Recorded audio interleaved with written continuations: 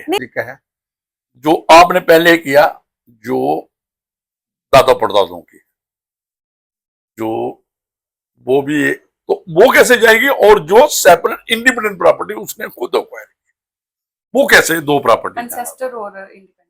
हाँ, दूसरा क्या बोला आपने? Independent self acquired. Self acquired. तो जो इनहेरिटेंस से गई, इनहेरिटेंस मीन कब आएगी इनहेरिटेंस? कब म्यूटेशन अटेस्ट होती है inheritance? After his death. Property देखनी है कि नेचर ऑफ प्रॉपर्टी क्या है।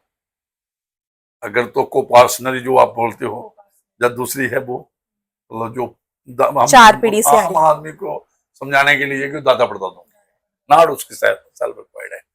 उसका जो है जब वो बंदा जाएगा तो वो कैसे प्रॉपर्टी जाएगी? उसके बेटों को भी जाएगी और लीगली उसको जाएगा। उनका एक राइट इसका बेटों को आ जाएगा, डेवोल्यूशन वाला।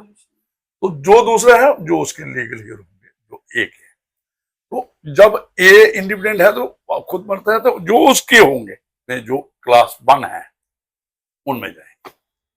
ये एक तरीका कार है और ये दोनों आ सकते हैं। तो जो मैडम का क्वेश्चन है जो हम आज टॉपिक कन्फाइन कर रहे थे, वो ये है कि इधर डिसीज्ड सन है जो और मदर क्लेम करी है टोटल प्रॉपर्टी, जो इन्होंने प्रीपोजिशन रेज की है, एक क्वेश्चन रेज किया है कि सन की प्रॉपर्टी, जबकि सन का सन भी है, अलाइव है। दोनों किसमें आते हैं टच करना आप, जो क्लास 1 है दोनों आते हैं। तो they are equally entitled to inherit the property of, तो ये उसकी property by way of inheritance. ये एक सिविल राइट है, स्टैट्यूटरी राइट है, जो सेक्रेशन का राइट है।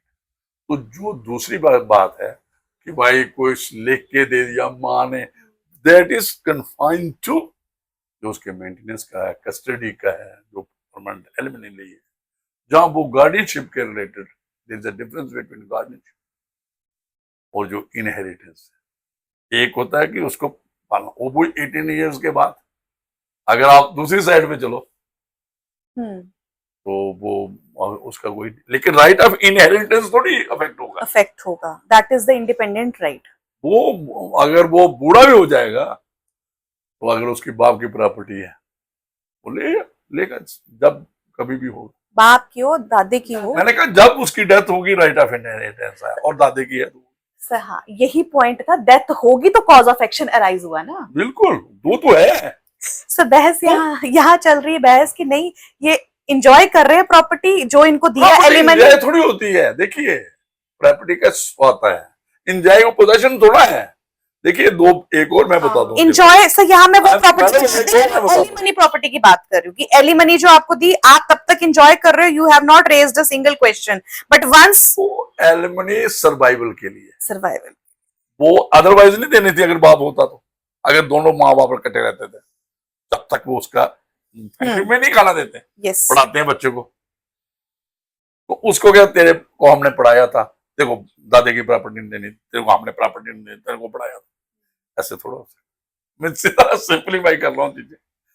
आप दोनों लोग हो कि कोई कहे आपके बच्चे हैं तो आप कहोगे नहीं नहीं मैंने देखो बड़ा पैसा खर्चा तेरा मैं तो कुछ नहीं दूंगा, तो तू नहीं देगा, जब तू मरेगा प्रॉपर्टी तो जाएगी। राइट। तो ये जो थी हमारी आज की डिस्कशन थी कि कोई भी हमारे प्राइवेट डिसएग्रीमेंट्स, अग्रीमेंट्स जितने भी हैं हिंदू मैरिज एक्ट के अंदर, गार्डियनशिप एक्ट के अंदर, कैन नॉट एब्सॉल्व और wave of the rights of the children, क्योंकि दे आर माइनर नहीं भी हैं। हिंदू सक्सेशन एक्ट अलग है, right to inheritance, right to property अलग है, हमारा कॉन्स्टिट्यूशन भी हमें प्रोवाइड करता है। तो ऐसा कभी अगर आपकी जिंदगी में कभी ऐसे सवाल उठाते हैं कि भाई नहीं हमने तो डिवोर्स ले लिया, वहां पे हमने अपने बच्चों के राइट्स कॉम्प्रोमाइज कर दिए, तो वो वैसा नहीं होता। थैंक यू सो मच आज के